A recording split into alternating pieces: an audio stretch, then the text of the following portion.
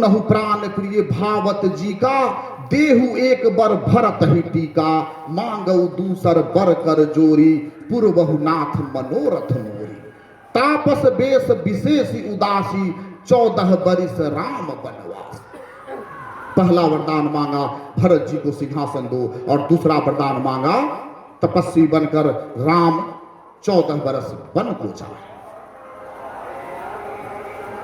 राजा दशरथ मूर्छित हो गए। गए उसह में नहीं कछु कही आवा, जनु सचान बन झपटे उलावा। विवरण भयो निपट नरपालू, दामनि हने मनहु तरु तालू। जैसे तार के वृक्ष पे अगर ठनका गिर जाए तो उसका बुरा हाल हो जाता है। जैसे कोई वन में बाज, अगर खुला हुआ वन का मैदान है और उसमें बाज अगर किसी कबूतर पे झपट पड़े तो कबूतर को छिपने का कोई स्थान नहीं मिलता, वही हाल राजा दशरथ का हो गया। लेकिन भगवान ने जो कर्मयोग का उदाहरण दिया है वह आगे सुना। राजा जब दिन रात भर छटपटाते रहे, नींद नहीं पड़ा। परी न राज ही नींद निसी, हे तू जान जगदीश, राम राम रट भोर किए, कहि न मरम महिष। राजा दशरथ राम राम रटते हुए पूरी रात को काट लिए। तब जो सुमंत्र थे, जो मंत्री थे, वह प्रभु को बुलाने के लिए गए। और जब प्रभु राजमहल में आते हैं तो राजा का स्थिति जो देखते हैं वह सुनिए।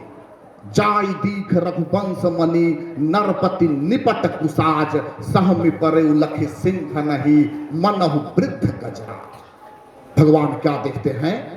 जैसे राजा के सारे अंग जल रहे हैं, ओठ सूख रहे हैं, और मानो जैसे एक खूंखार शेरनी के भय से एक वृद्ध गजराज सहमा हुआ पड़ा हुआ है। वही हाल राजा दशरथ का है।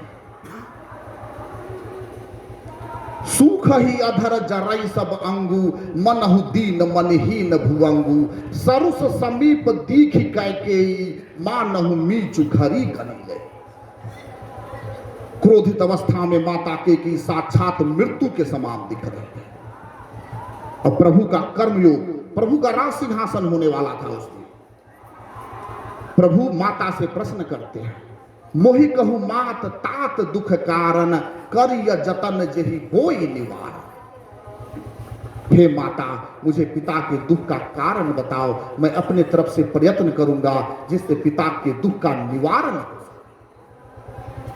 माता कहती है, माता के क्या कहती है? सुनहु राम सब कारण एहू, राज ही तुम पर बहुत सने। देन कहे ही मोहि दुई बरदाना, मांगे जो कछु मोहि सुहाना। सो सुनि भयउ भूप उर सोचू, छारी न सकहु तुम्हारा संकोच।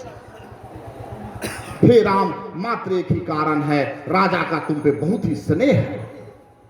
मुझे 2 वरदान देने के लिए बहुत पहले कहा था, मैंने वह 2 वरदान क्या मांगा। राजा संकोच के बस पर गए, क्योंकि राजा से तुम्हारा स्नेह नहीं छूटता।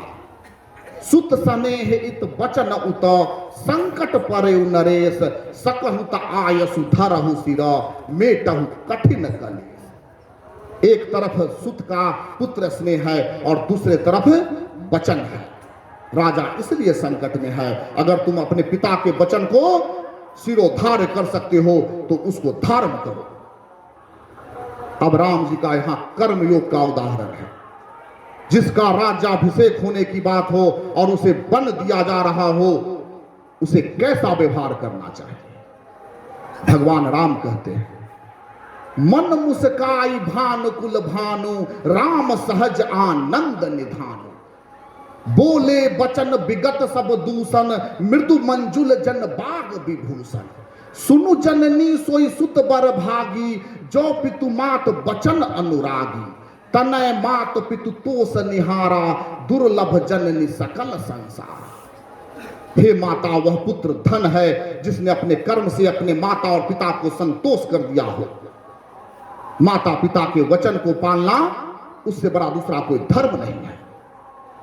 मुनिगण मिलन विशेष बन, सब ही भांति हित मोर। तेहि मह पितु आयसु बहुरी, सम्मत जननी तोर। हे माता, तुमने वन देकर तो मेरा कल्याण किया है, क्योंकि वन में तो मुनि मिलेंगे जिससे मेरा आत्म शुद्धि होगा। और पिता की आज्ञा और माता की सहमति, इससे अच्छा आज्ञा और क्या हो सकता है? भरत प्राण प्रिय पावहि राजू, विधि सब विधि मोहि सन्मुख आजू। मेरा प्राण प्रिय भाई भरत को राजगद्दी मिले, इससे बड़ा सुख और क्या हो सकता है। विधाता आज साक्षात मेरे लिए सामने खड़ा है। इसी को कर्म योग कहते हैं। दुख किस बात का है? अंब एक दुख मोहि बिसेखी, निपट बिकल नर नायक देखी। थो रही बात पितहि दुख भारी, होत प्रतीत न मोहि महतार। हे माता, मात्र एक दुख है। पिताजी इतने दुखी क्यों हैं? इतनी छोटी सी बात पे पिता दुखी हो जाएं, यह प्रतीत नहीं हो रहा माते। कर्मयोग वही कहता है जो धर्म को धारण करो, धर्म पर चलो और हंसते हुए चलो। राम जी ने स्वयं एक जगह कहा है, गुरु पितु मातु पिता गुरु स्वामी निदेशु, सकल धर्म धरनी धर शेषु।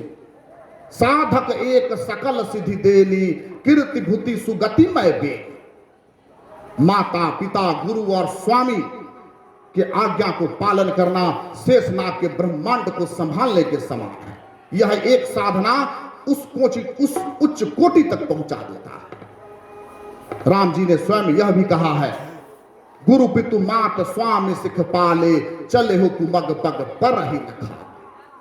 गुरु माता पिता स्वामी अगर कुमार्ग पर भी चलने का आज्ञा दे तो वह कुमार्ग भी उसके लिए धर्म बन जाता है, उसे छोड़ना नहीं चाहिए। जैसे इसका एक उदाहरण है, परशुराम पितु आज्ञा राखी, मारी मातु लोक सब साखी। परशुराम जी ने पिता की आज्ञा को पालन करने के लिए माता का सर धड़ से अलग कर दिया। तनय जजाति जो बन दयऊ, पितु आज्ञा अघ अजसु न भयऊ।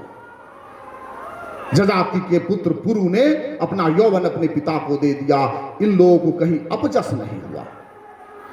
अनुचित उचित विचारु तजी, जे पालहि पितु बैन, ते भाजन सुख सुजस के, बसहि अमर पतियैन।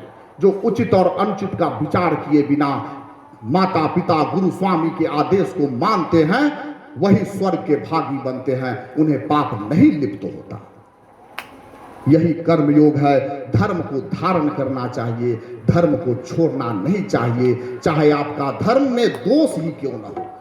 भगवत गीता में भगवान श्री कृष्ण ने भी यही कहा है, सहजम कर्म कौन्तेय, सदोषम अपि न त्यजेत, सर्वारंभा ही दोषेन धूमेन अग्निव आवृता।